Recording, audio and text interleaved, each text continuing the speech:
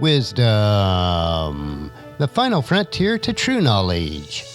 Welcome to Wisdom Trek, where our mission is to create a legacy of wisdom, to seek out discernment and insights, to boldly grow where few have chosen to grow before. Hello, my friend. I am Guthrie Chamberlain, your captain on our journey to increase wisdom and create a living legacy. Thank you for joining us today as we explore wisdom on our second millennium of podcast. This is day 1391 of our trek, and it is Worldview Wednesday. Creating a biblical worldview is essential to have a proper perspective on today's current events. To establish a biblical worldview, you must have a proper understanding of God and His Word.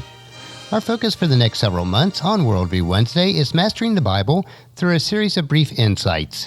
These insights are extracted from a book by the same title from one of today's most prominent Hebrew scholars, Dr. Micheal S. Heiser. This book is a collection of insights designed to help you to understand the Bible better. When we let the Bible be what it is, we can understand it as the original readers did and as the original writers intended. Each week we'll explore 2 additional insights. So today it's Mastering the Bible, Gentile Inclusion, and All Things in Common. Insight number 65.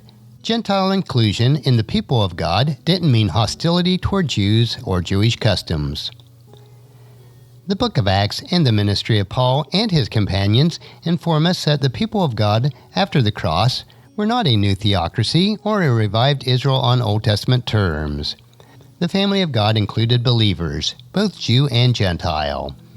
Entrance only requires faith in what Jesus accomplished by his death and resurrection. From antiquity to our own day, however, the non-Jewish nature of the people of God has been misread in many negative ways, even to the point of anti-Semitism. It is absurd to think that the New Testament endorses the hatred of Jewish people.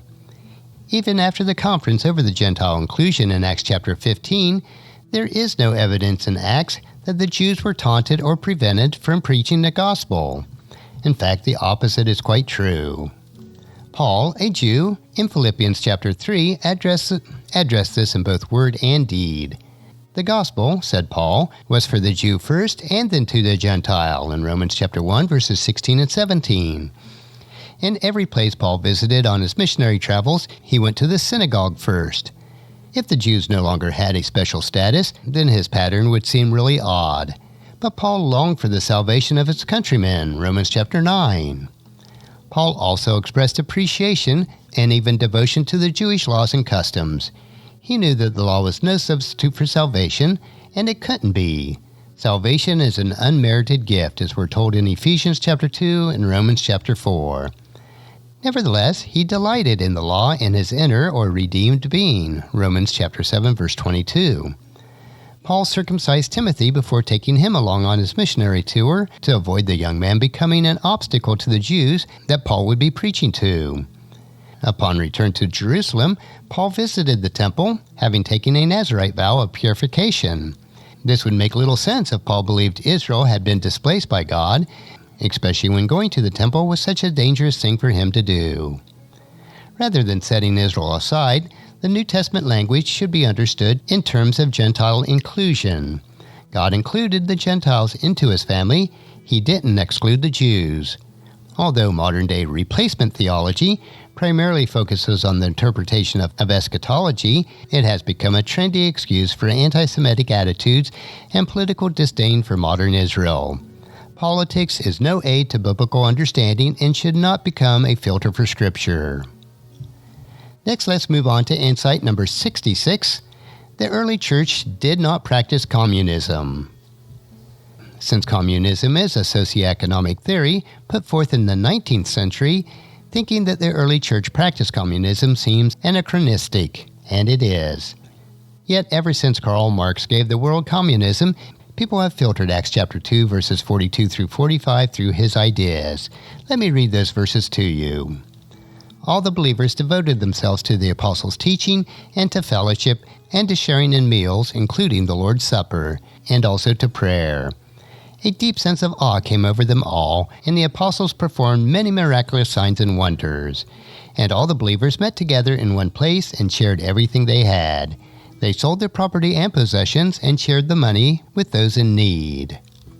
One of Marxism's most famous slogans seems to fit Acts chapter 2 well, for each according to his ability, to each according to his need. But that takes Marxism and Acts 2 out of context. Communism advocates several ideas that are foreign to the Old and New Testament theology. It abolishes private ownership of property, seeks a classless society, and uses the power of the state to coerce the populace toward fulfilling both goals. There is no support in Scripture for these extremes. 2 of the 10 Commandments presuppose private property and criminalizes its theft. Wealth is a fruit of our labor in Proverbs chapter 10 verse 4 and 13 verse 4. Inherited wealth is not condemned.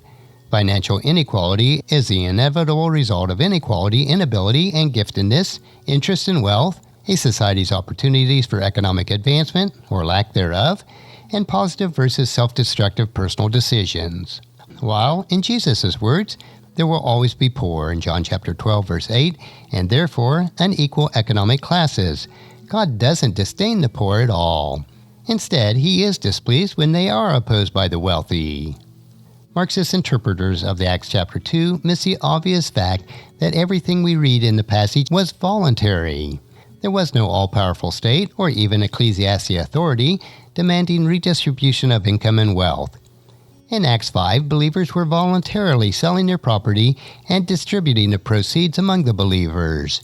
Even when Ananias and his wife sinned, deceptively withholding part of the property sale, Peter scolded them and said, "And after it was sold, was it not at your disposal?" There was no coercion in this picture. Acts chapter 2 does not justify a Marxist theory for another reason. It would contradict the teachings of Jesus. It was Jesus who spoke of the kingdom of heaven as distinct from earthly state. Matthew chapter 22 verse 21.